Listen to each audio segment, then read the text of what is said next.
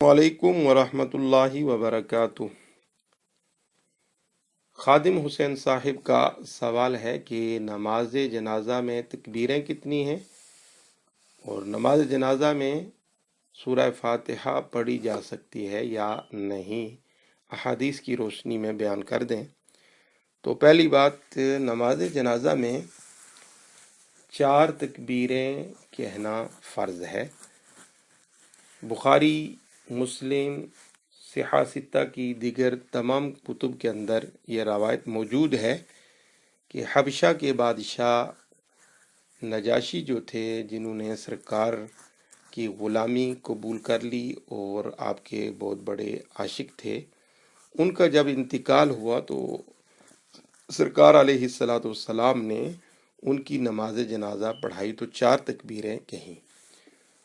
کتاب الاثار کے اندر یہ روایت ہے کہ سرکار صلی اللہ علیہ وآلہ وسلم نے جو سب سے آخری نماز جنازہ پڑھائی تو اس میں آپ نے 4 تکبیریں کہیں۔ تو صحابہ کرام کا اجماع تھا اس پر کہ نماز جنازہ میں 4 تکبیریں کہی جائیں گی۔ اور دوسری بات، سورہ فاتحہ کا نماز جنازہ میں پڑھنا کیسا ہے؟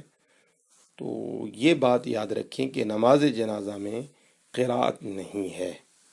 صحابہ کرام کی ایک معتبر جماعت، حضرت عمر بن خطاب، حضرت مولا علی، حضرت عبداللہ بن عمر، حضرت عبیدہ بن فضالہ، حضرت سیدنا ابو ہریرہ، حضرت جابر بن عبداللہ، حضرت واصلہ بن اسقا رضی اللہ تعالی عنہم، اور کثیر جماعت تابعین کی، اور اسی طرح احناف اور مالکیہ، ان سب کے نزدیک قراءت نماز جنازہ میں نہیں ہے۔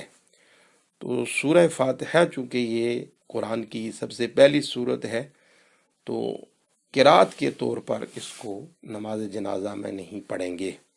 البتہ نماز جنازہ میں اللہ تعالیٰ کی حمد و ثنا موجود ہے اور دعا بھی موجود ہے۔